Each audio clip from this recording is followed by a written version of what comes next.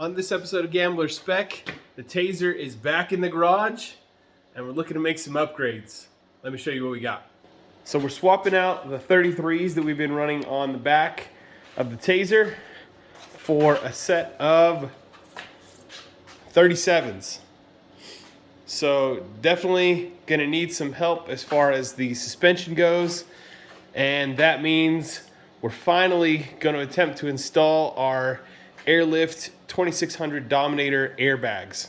Full disclosure, I have never done air suspension before, and I didn't find much about Crown Vics, so this is gonna be a little bit of a learning process, but let's get to it. All right, so we'll start by taking off the sway bar.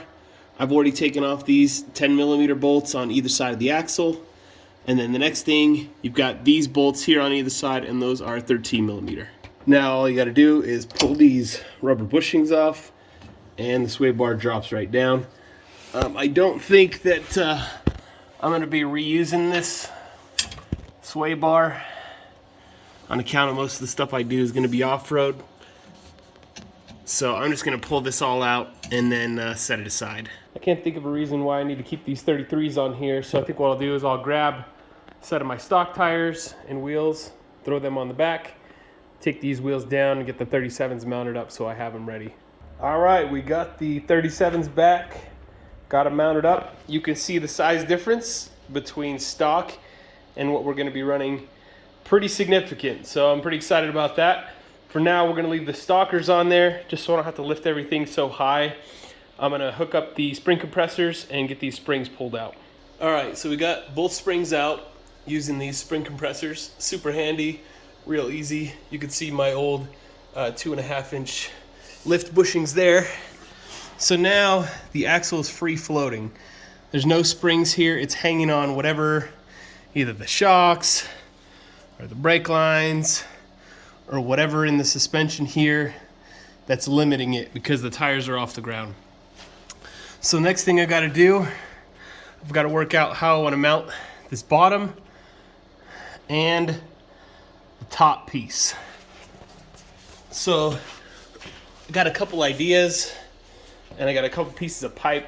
I kind of feel like I could use maybe like the smaller diameter one on the bottom, maybe a bigger one on the top since I have it.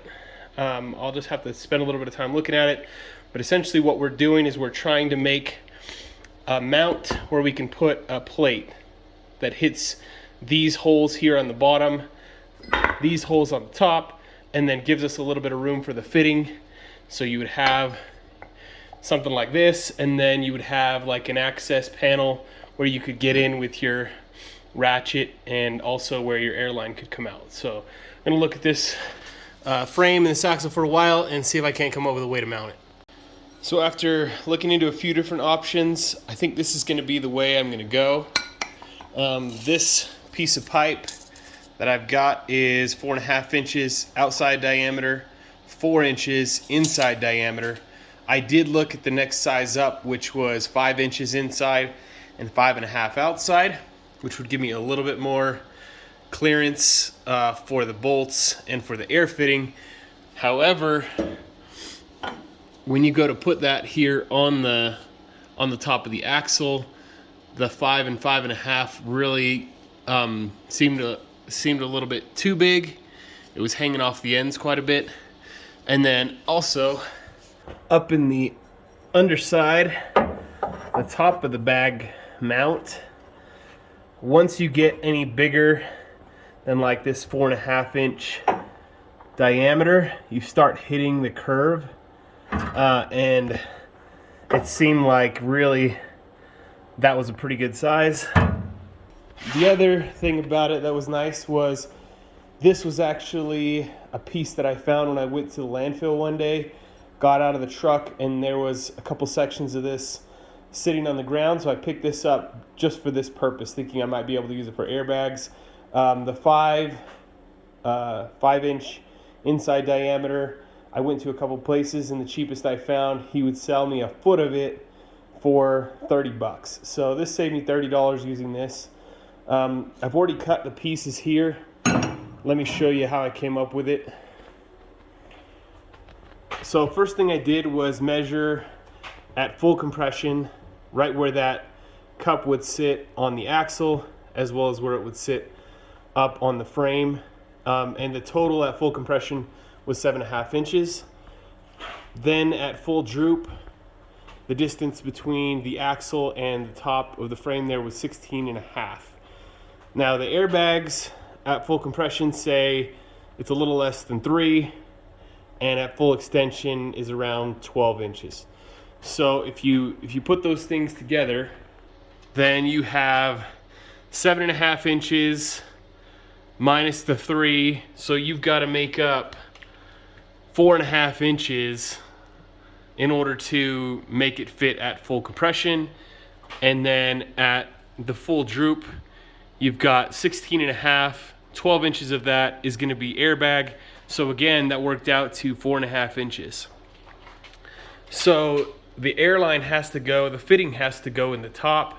So the way I broke it down, to split up the 4.5 inches, I would do 2.5 inches of the pipe at the top and then 2 inches at the bottom. I get my 4.5, and then once you add at full compression, you add in that 3 inches of airbag here. That puts you at your 7.5, and then that works out also at full droop. You end up at your 16.5. I did think that maybe I didn't want to push the tolerances that close, so I cut one. These ones that are going on the axle are cut to 2 inches, and the ones that are going at the top, I just added 1/4 inch. That way my tolerances aren't quite so close, give me a little bit of buffer. And then also I ordered the plates that go on the top of these that mount to the airbags, and those are 3/16 thickness as well. So what we'll do, as soon as those come in, I'll get them welded on. Today, I'm gonna spend my time coming in here and prepping these surfaces to be welded. So clean them up, take off that bump, and then maybe clean up the rest of the axle so it looks a little bit nicer. When I get it all welded, I can get it painted. So I'll start working on that now. So I got the axle cleaned up and threw just kind of a rough coat of paint on it for now. After I get everything completely welded and installed, I'll come back and do a final coat, but much cleaner. Then I came back on these pieces of pipe that I cut. So these are for the lower side of the bag. Here's those plates I was talking about. So each of these sliding areas is a spot where it has to bolt to the bag. So you have to have a way, once you weld this onto your axle, you have to have a way to be able to get in and install those bolts or remove those bolts if you need to take the bag out. So what I did was just cut some arches in each side of these for the lower mount. We'll center that up, tack it in place, make sure it works. But you can see it gives you some space there to get your wrench in and to get your fingers in to get the bolt started. For the top side of the airbag, you've got this plate here. This is where your air fitting is going to go. Same 2 sliding bolts for the mount. And then as far as this piece of pipe goes, I've got the same holes on the sides to be able to get to the bolts, but then I added a separate arch here, and that arch will accommodate the air fitting. So I'm going to get these centered up and tacked in place and see how it goes. So the pipe is all tacked onto the plates, and I went ahead and mounted up the airbags just so I could be sure there wasn't going to be any surprises. Kind of see how this works. So you've got the 2 bolts that are mounted now into the airbag, and then you've got the green plug which is covering up that air fitting. So I've got the air fitting coming out on opposite sides so that I can meet here in the middle at the T, and then lower mounts all tacked up as well and bolted in. Everything seems fine, so I'm going to go ahead and final weld these now.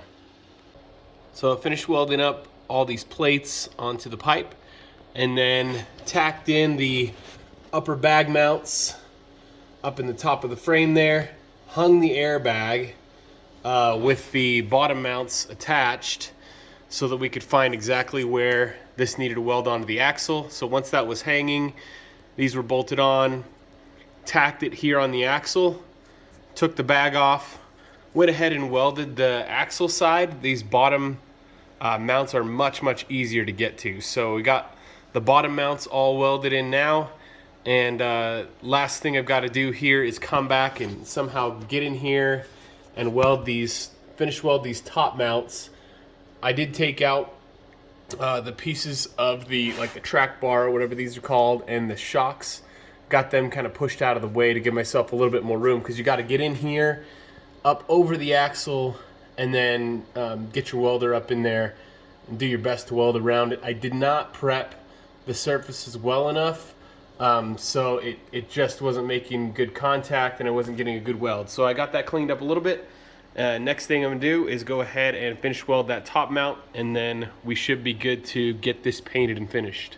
Alrighty, so we got both airbags installed. We got them bolted in. We got the air lines coming out of each side. I think it's a 1/4 inch line that comes out. And for right now, because I don't have a controller or a compressor, I've got it just teed off here underneath. And then that just comes out here to a Schrader valve. So we'll give it a try here. So we'll just take the compressor, throw it on, and yeah, it looks like the airbags are holding air. I did have a little bit of leaks at that T, but it seemed like just pressing everything a little tighter seemed to fix it. So I'm gonna clean everything up now, put the tires back on, and I think we're ready to try it. So here it is. I can't even tell you how happy this makes me to see this thing completely drop down. Pretty awesome.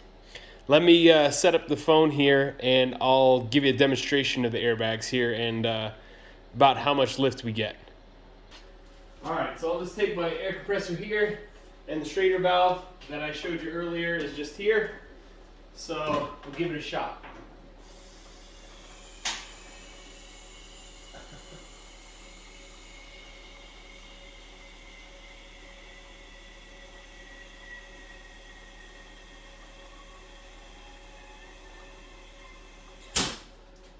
Boom!